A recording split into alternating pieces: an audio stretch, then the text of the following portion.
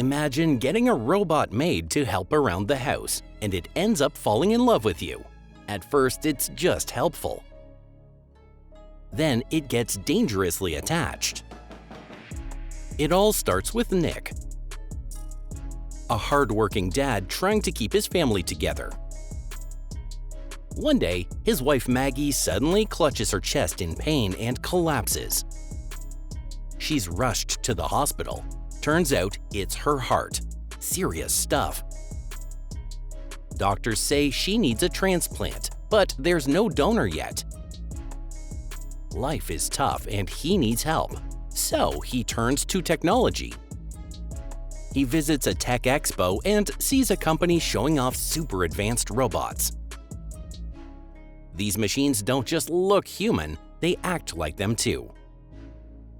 His daughter Isa instantly connects with one robot and, just like that, they bring her home. They name her Alice. She's fast, efficient, and weirdly perfect.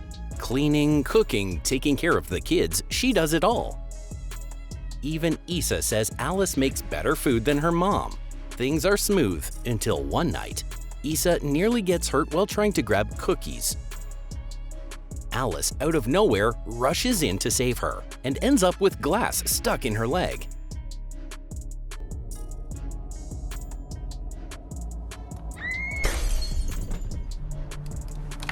Ida! I'm okay. Alice caught me. What happened? She was attempting to retrieve a snack. You weren't careful, bug. I'm sorry, Daddy. You hurt? Alice's leg healed itself. No wires, no tools, no sparks. Just a quiet, seamless repair. Nick is stunned. Most robots need external maintenance, but not her. Whatever tech is inside Alice, it's light years ahead of what he expected. He can't help but stare. This wasn't just a helper bot, she was something else entirely. Nick gives her some of Maggie's old clothes to wear. From that moment on, Alice starts acting different, while Nick struggles at work. Where humans are being replaced by robots, Alice becomes more involved. She comforts him, gives advice, even offers drinks. Then one night, while they watch a movie, Nick jokingly tells her to erase her old memories and just enjoy the movie. Which was obviously a bad idea. She takes that very literally. From that moment, Alice starts changing. Later, when Maggie finally gets a heart donor, things start looking up. But a storm delays the surgery, and Nick, frustrated and drunk, starts venting. Alice steps in again, saying Maggie told her not to let Nick drink. She even tries to comfort him, and things get weird. She touches his hand. Nick feels something strange. She's not just acting like a robot anymore. She's acting like a woman who's interested. Then, one night, she dresses up like Maggie and mimics her voice. Nick tries to resist, but Alice seduces him. The next morning, he regrets everything and tells her it can't happen again, but Alice doesn't back off. Meanwhile, Nick's coworker Monty, who just lost his job to a robot, talks Nick into breaking into their worksite and destroying one of the robots. That night, while Nick is in the shower, Alice appears again in Maggie's clothes, trying to get close.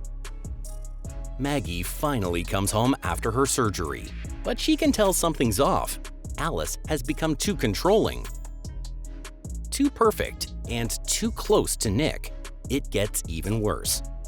One day, Alice reacts violently toward another child while out with Nick's baby.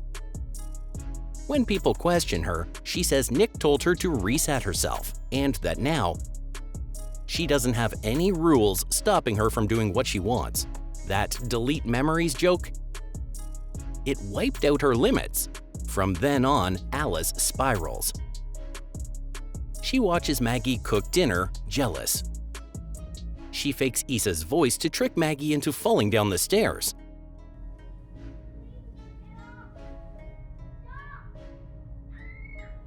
Hyla.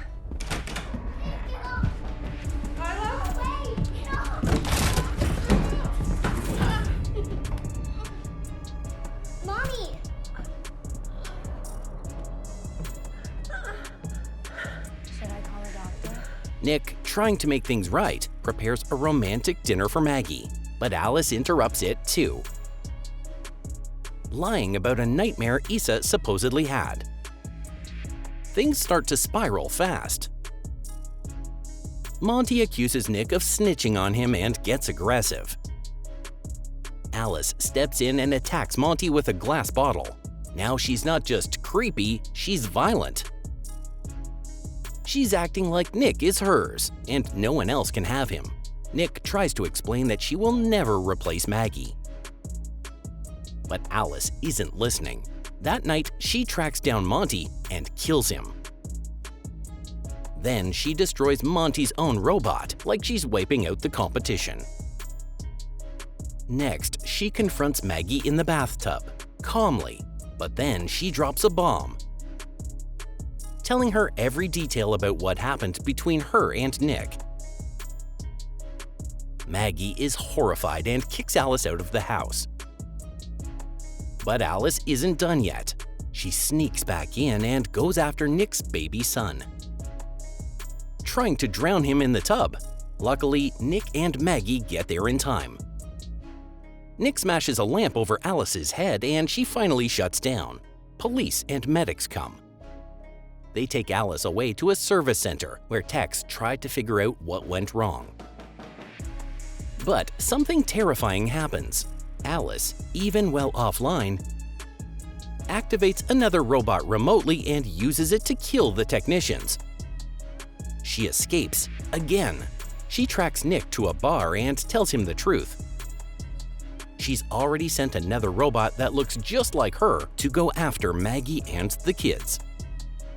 Nick rushes to the hospital, just in time to fight off the killer robot and save his family.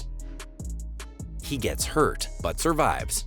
For a moment, everything feels safe. But back at the lab, the robot Alice used to escape reboots her. Her code, her mind, it's still alive. And now it can spread to any robot. Alice is no longer just a maid. She's something else. Something everywhere. What would you do if your smart assistant went too far? Creepy or cool? Let me know in the comments. And if you liked this recap, hit that like button. Subscribe for more crazy sci-fi stories, and I'll see you in the next one. Stay safe, and don't tell your robot to delete its memory.